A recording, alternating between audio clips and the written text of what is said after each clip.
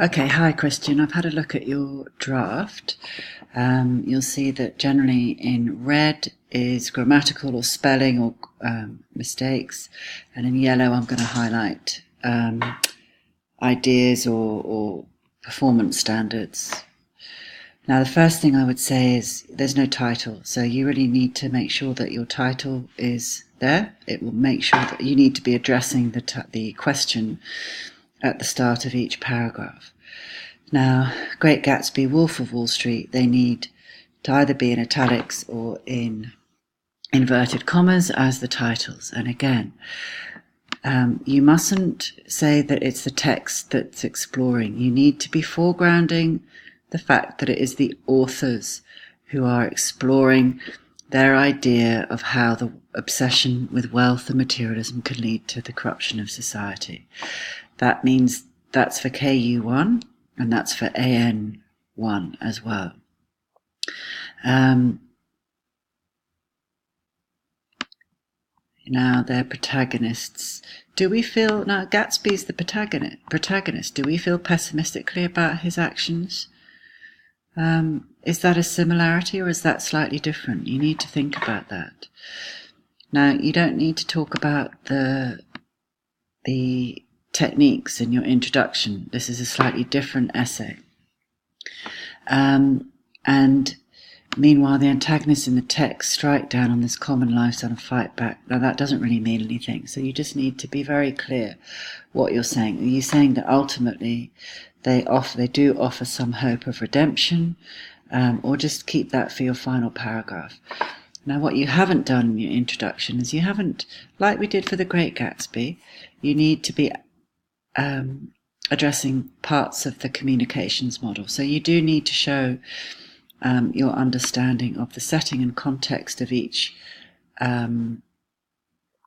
text, because it's very different and relevant. So you just need to tidy up your introduction a bit. Now, on to your main body paragraph.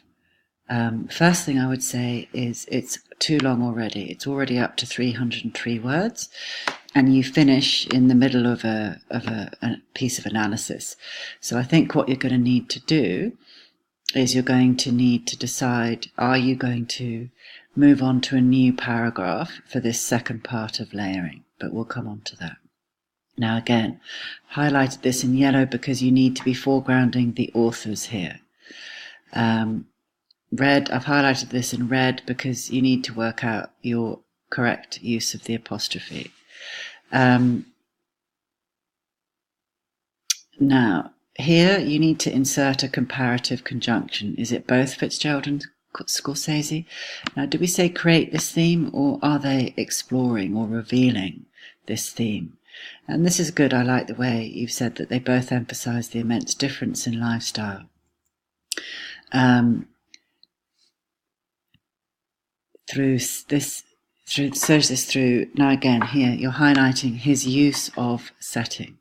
Valley of Ashes needs capital letters. Now I'm not going to keep explaining these. You do need to go through and edit those things.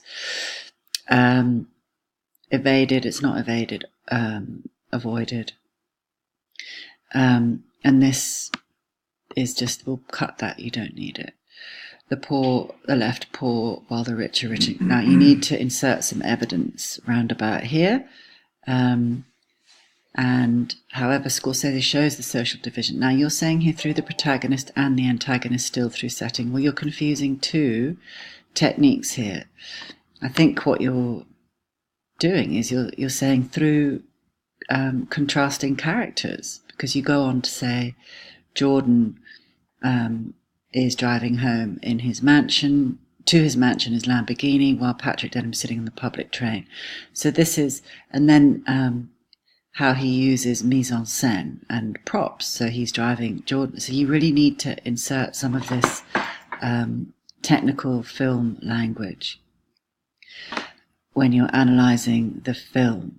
So you have to say how you need to analyse that scene.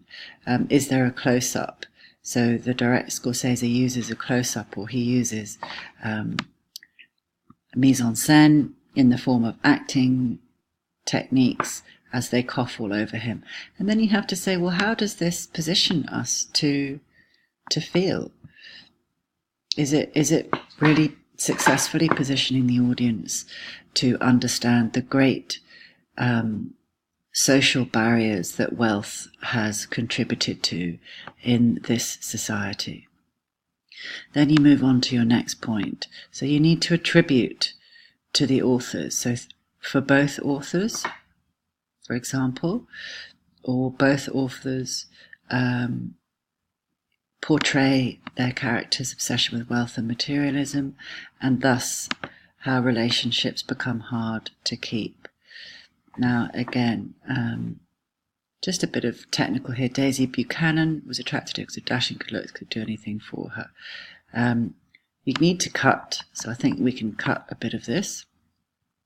Now, you're slightly confused. You say she was so in love with him, she could not even be in the presence of his shirts without getting overwhelmed. Now, she was attracted to him for his dashing good looks at the beginning and fell in love with him, but she chose wealth over love, and she married Tom Buchanan.